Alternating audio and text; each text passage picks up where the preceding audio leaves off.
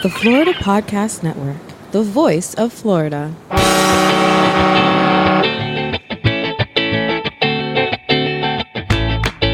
Welcome to episode 7 of the Florida Podcasting News Show on the Florida Podcast Network. Florida Podcasting News keeps you on the inside of Florida's podcasting industry.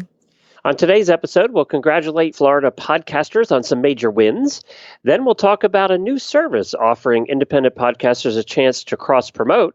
And, of course, we'll catch you up on the latest with the Florida Podcast Network and share a brand new tip. This episode is brought to you by Flintstone Media. Thanks for joining us. This is Jemmy. And this is Glenn. Welcome back to a brand new episode of the Florida Podcasting News Show.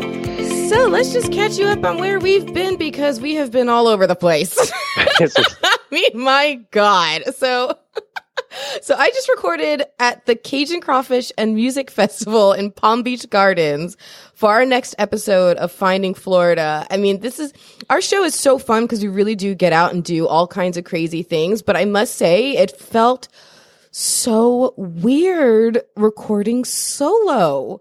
I had to do the air show solo, and I don't want to do it again. It was so weird not having you there. Do it. You need a support person. But plus, even just for asking for interviews and stuff, having somebody with you gives you courage. No, you're right. You're right. But I will say, when I was walking around the festival grounds, I did kind of tend to notice that I was getting fewer and fewer of those looks of people who why is this girl walking around with microphones? What is she doing? I don't know if that means that people are getting used to my act or if that means that people are getting used to seeing podcasters out of places. I don't know. But I got fewer and fewer weird looks. Or maybe it was because you weren't with me. I don't know. That's it. That's probably it right there. So where have you been? Because you just came back and did a ridiculously long drive, most of which was not even in the state of Florida. That's right. We went to Kentucky. Every year for the Horse Radio Network, we do one of the biggest shows in the country. It's a horse show that brings in about 50,000 spectators, and that's where we were. We do a couple of shows for our Horses in the Morning podcast from there, and we meet up with listeners. I'll tell you what, this time, normally I'll see maybe 20 or 30 listeners. This time it must have been, I don't know, 100 plus. We had people everywhere talking to us and recognizing our voices. And Jennifer even was getting people finding her. We do a thing called a Daily Winnie, which is like a shout out on our morning show on Horses in the Morning. People were coming up and requesting to do Daily Winnies for the friends. So we'd record them right there. And then that's awesome. It is pretty cool. And then people wanting pictures, and we do a meetup. We do a couple meetups over the weekend, and we had probably 30, 40 people there. Wow. But that's the power of building your community. And now if people are recording, maybe that's a thing you guys can do every once in a while is have people submit their own daily winnies that you put on the show and extra community building. Plus, we do something a little different at that one that we've been there for 10 years now. So this is our 10th time there. When I asked for media credentials, when we first started being there, they laughed at us because they had no idea what a podcast was and said we didn't qualify because we didn't have anything written that they could look at. Oh. And now I talked to the guy who runs the media center, still the same guy, 10 years later, and he said, and he's asking us about podcasting and maybe helping him with podcasting. So, long way to come in 10 years. But when we started there years ago, I said when we record our shows, I don't want to do it in the media center because they have a complete media center with probably 100 media there. Oh, it's got to be buzzing like crazy, and you can't get any good audio out of that place, I imagine. That's true, but we didn't want to be there because we wanted to be down on the concourse where all the shopping and people were. That's also true. So we every year request that they have a table and 4 chairs for us and a spot down on the concourse amongst all the shopping, which there's a lot of it at this thing. And we go down there, we set up our table, we leave our sign up, and we leave it set up the whole time. So we get like a free booth. And then we record our shows there, and we leave out flyers and things for people to take. And that they see, everybody that's there sees our booth at one point or another and takes our material and stuff. So we record right down there on the floor with everybody walking by shopping to give, we use so people that are wondering what we use a very inexpensive mixer, probably costs $80. And then we also use very inexpensive mics. They're Behringer mics. You can buy them 3 for $45 on Amazon. Amazon. You lose when you're traveling, you don't pull your hair out. Well, plus these mics are so dead at about 2 inches. So we have had announcers over our head, the announcer speakers for our horse shows over our head, and we can still talk and do the show. That's amazing. Because they're so dead. They pick up, you hear the hum of the background, which you want at a live event, because people want to hear that. They want to be part of that excitement. So we've been doing this for years, and it's been well worth it for years. We try and get out to several of those different kinds of events a year. Well, that tells you about the power of positioning. And sometimes the positioning is timing. They say, be first, da-da. But also sometimes the positioning is literally positioning. Where are you located? And you deciding you want to be out of the media center and be amongst the people, I'm sure has made a huge difference on your impact.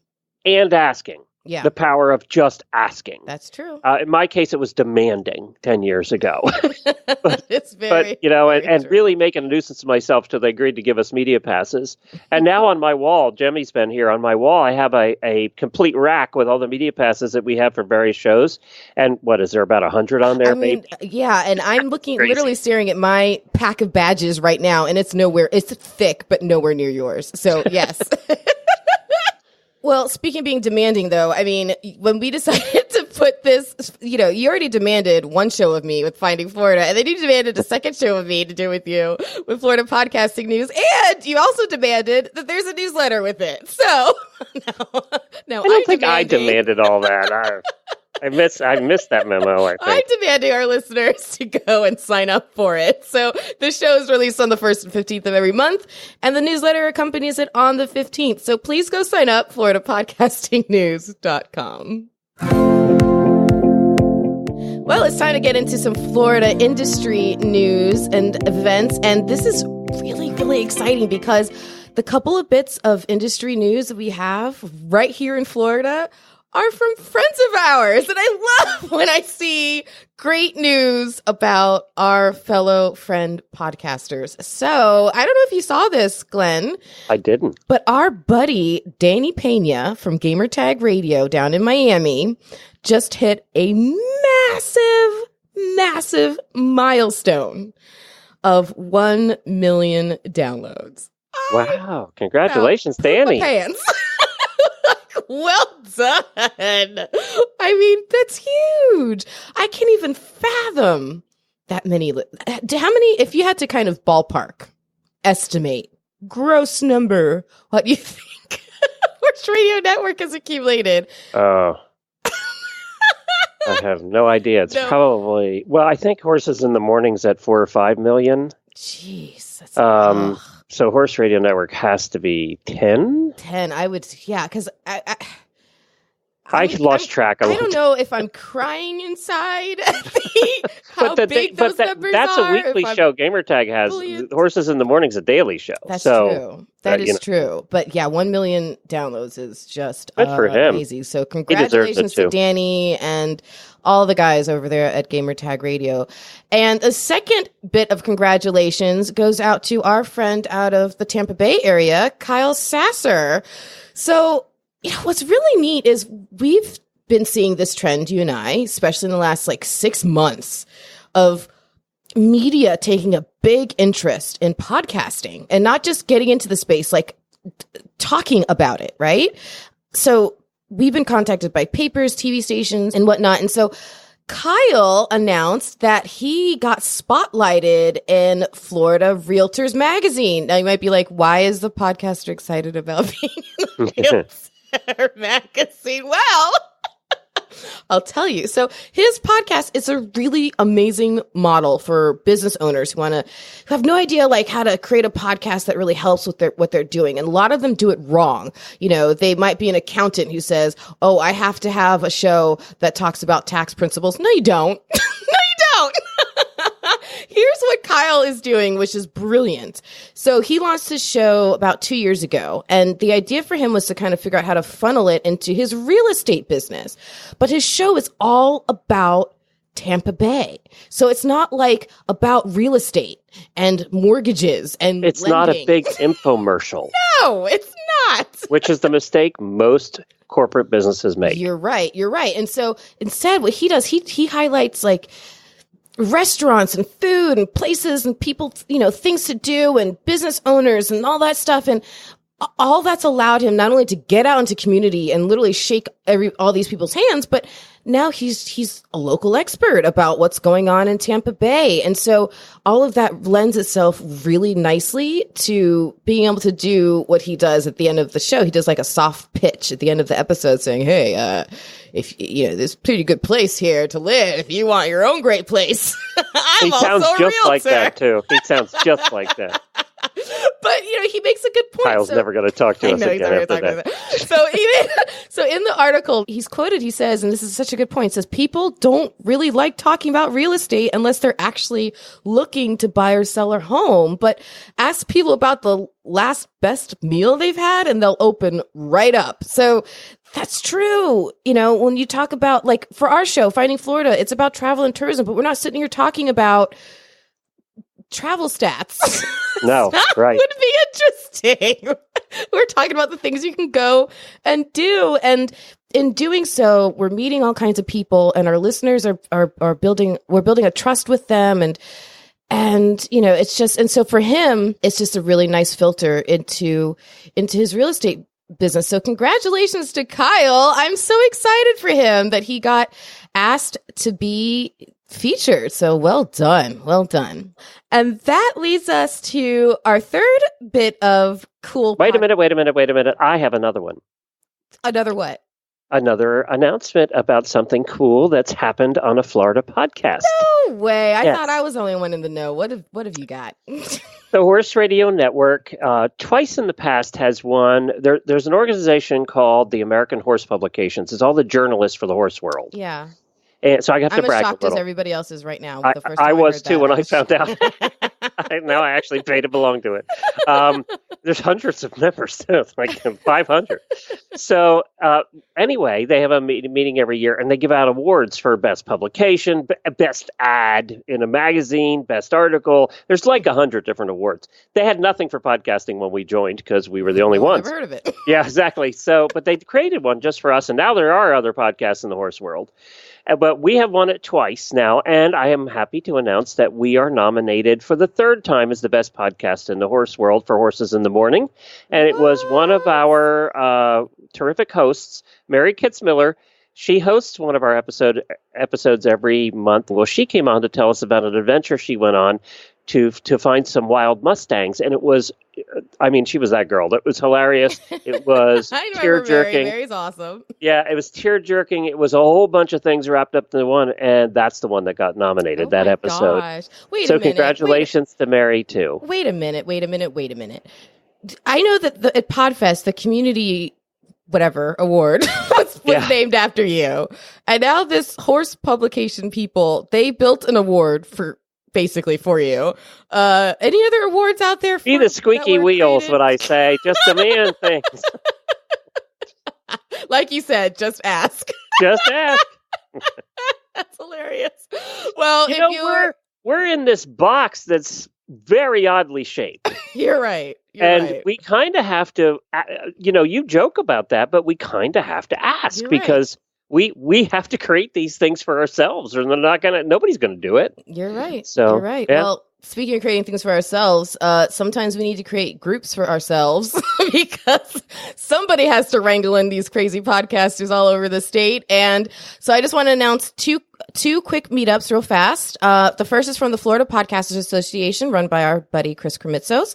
So they have their monthly meeting. It's always on the second Tuesday. So it's coming up on May 14th at 6:30 at the IHOP in Tampa. Not like there's only one, but you look it up. Florida Podcasters Association is the one on Spruce Street. And so go first check that out. podcaster meeting I ever went to years ago. And what's that one? It's the biggest one, probably. It has to be one of the biggest. Oh, they have about 100 people show up. Well, my little fledgling group, it's the Palm Beach Podcasters, and we are meeting on this coming Tuesday, the 7th, at Venture X in Palm Beach Gardens. And it's a co-working space. I'm really excited. My friend Paul is helping out. And so it's going to be a good time. It's pretty much a kickoff. So it's Tuesday, May 7th at 6:30, and we'll include a link to that in the show notes as well. And with that, we're off to general podcasting news. Well, Glenn, this just dropped today. And I haven't had a chance to fully process it, so I'm hoping you'll help me out, okay? So there's this new startup called RedCircle. And I heard about this from TheVerge.com. And basically, RedCircle, their whole operation is geared towards small independent podcasters who need help growing their shows.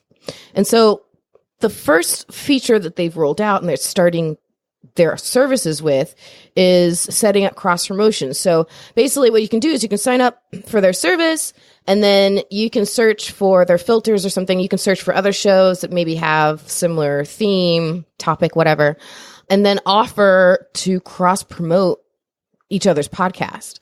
And so you send them a message. You can see a sample there in the show notes. You can send through the app. You send them a message, and then if you guys both agree, then RedCircle automatically inserts the promotions for each show into each other's shows, right? So is that because on their own players, or that's the part I'm confused about? I was a bit confused too. So basically, it does automatically insert the stuff, the ads, right? But the podcasters can also have their own ads in there. So it's like, I don't understand. So, all right. From what I understand, it's a hosting platform. Okay. Yeah. So it's free. It offers analytics and all that stuff, right? But here's my question. If they're and I think you have the same one, if they're automatically inserting the ads, does that mean that they own your content? I mean, yeah, we always are concerned about free hosting platforms. I almost said bigly concerned. Very much concerned. Yeah. So they also will determine how long each person has to run the ad. So you can't even say, okay, I want to run your ad for 3 episodes, and the other person says, okay, I'll run your ad for 2. No. RedCircle determines that. And I think they determine it by how big each show is. So like the smaller show will have to run the bigger show's ad more, then the bigger show will have to run the smaller show's ad. But I'm just trying to understand, like, does that mean that they own the content? So that's my But it's only being run for people who listen to it on that platform. I guess so. Well, maybe not if it's being hosted there.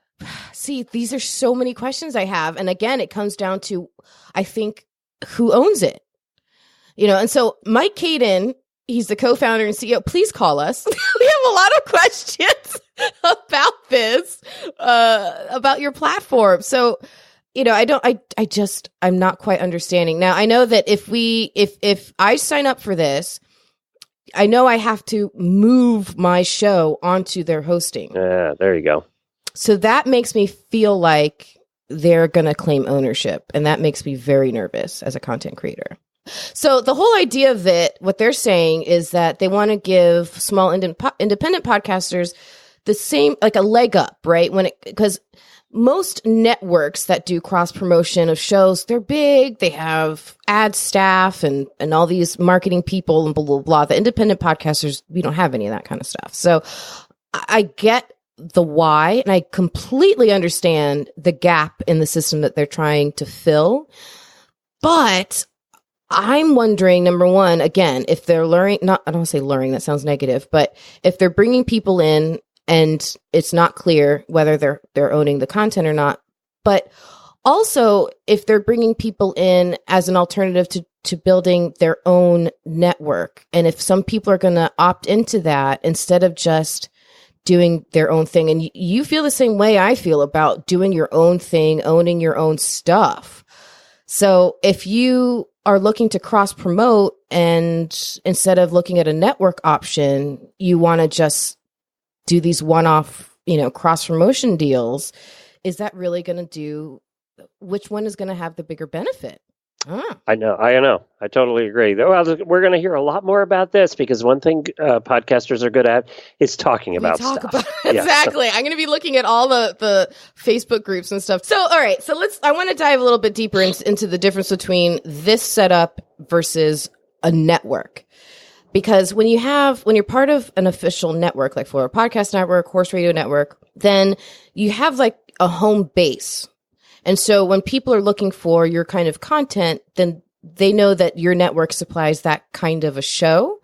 And also when sponsors are looking at your show, they know that advertising across the network is an option. And so all of that is lost in this kind of arrangement. But again, I can understand for people who want to just have the opportunity to do, one-off cross promotions, how this can be very attractive. And you're talking about a network of like niches, like Florida Podcast Network or Horse Radio Network or, those kind of networks. Right. That give that blanketed theme for to bring listeners in, right? Whereas with this, I know that there'd be some commonality between the two shows that make the agreement, but that agreement's temporary. And it goes away. Yeah, right. So I don't know. I think this is going to be interesting to see who jumps on board, what they get out of it. And I definitely want an answer to that question. Who owns the content? Because I'm not giving up ownership of my content for nobody. That's right. And again, always be concerned about free hosting. Always. Flintstone Media has been the digital bedrock of several Florida brands and businesses, serving as a highly resourceful website and podcast production house since 2010. Ready to be seen? Flintstone Media has crafted the online presence for dozens of brands. In creating an intelligently built website that acts as your business's beacon, Flintstone Media will craft solid and attractive content to control your brand's message, collect visitor data, and showcase what you have to offer. Ready to be heard? Work with a leader in Florida's podcasting industry and add a podcast to your brand's content offerings. From setup to recording and distribution, Jemmy will lend her experience producing over 500 episodes and make the process of creating your show simple and easy for you. Visit flintstonemedia.com for website and podcast samples and to ignite your digital presence. That's flintstonemedia.com.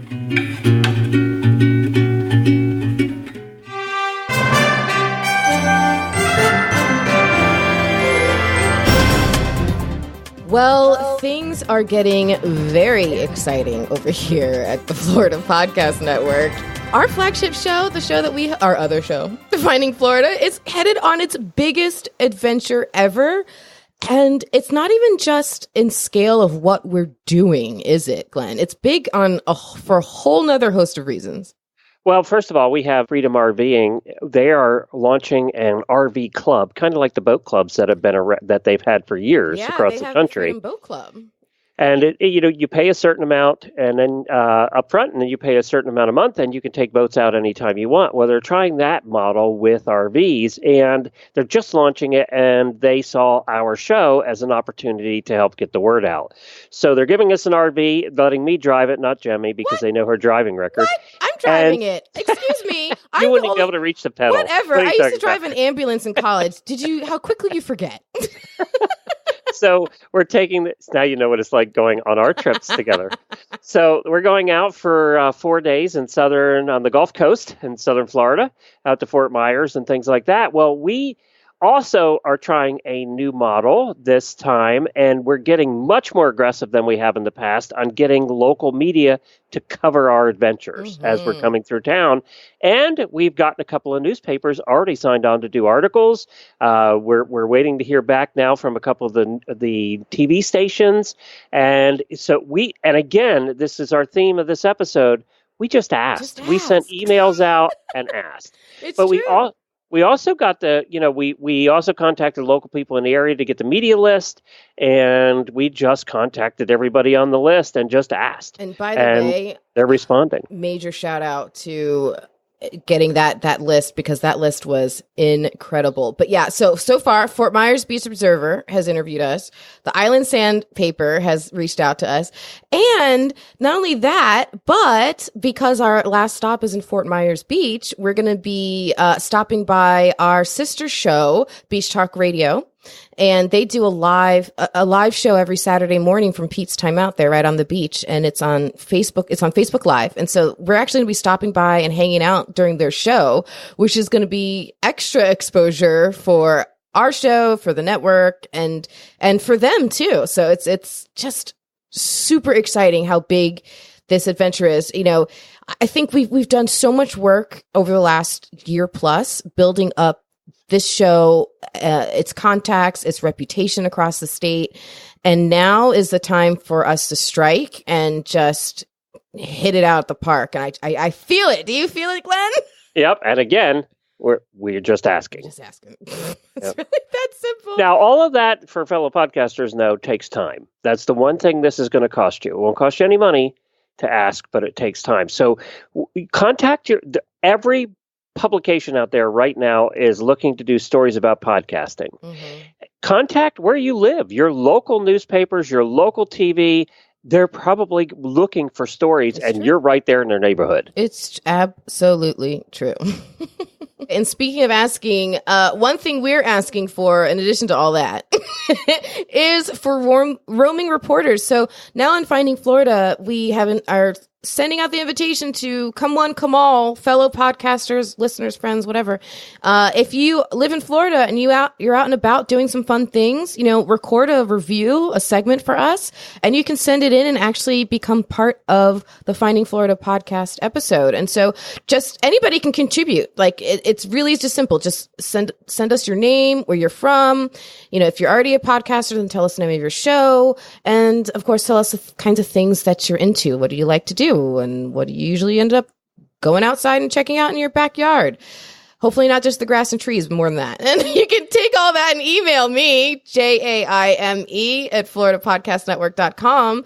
And we will consider you for submission. And if you listen to the last preview episode, 18A, you'll hear the first segment with our roaming reporter, Izzy, out of Venice. And it was super cute. So if you want to be a part of it, you can. Just email me.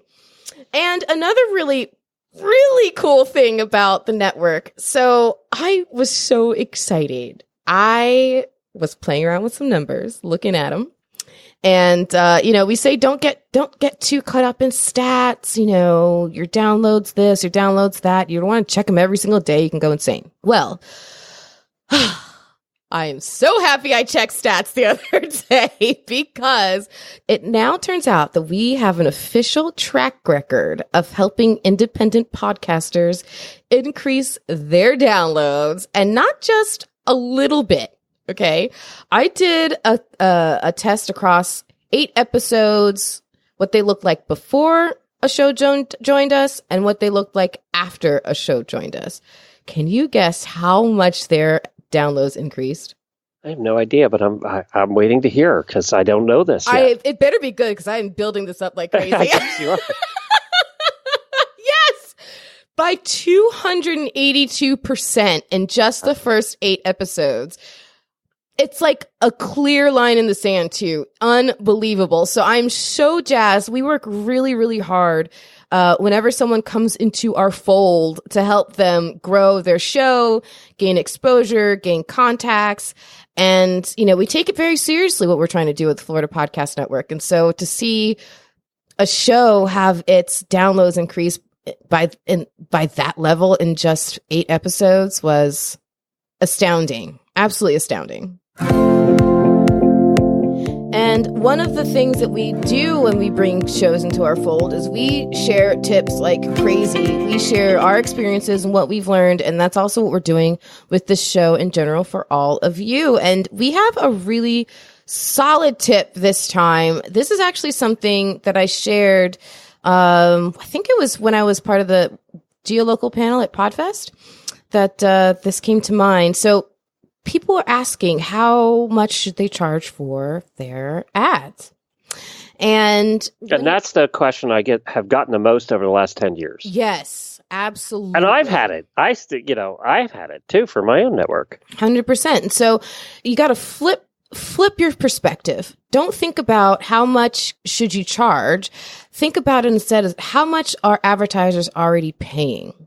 Now, you might not be able to get that answer in terms of podcasts, but you can get that answer in terms of other advertising like print media. And that's probably the easiest one to get. And it can give you kind of a comparison. So look at your industry's print media. In your case, Glenn, you could look at, horse magazines, equestrian related magazines, see what are people paying for those ads, go online, get the media kit and see what those ad rates look like. And then fit yours in somewhere into that range. Now, obviously, you have to take you want to take into account, how popular your show is. And that's what we did. We actually took and said, okay, we're because they'll give you all the information. Magazines are good at throwing it all up over their website.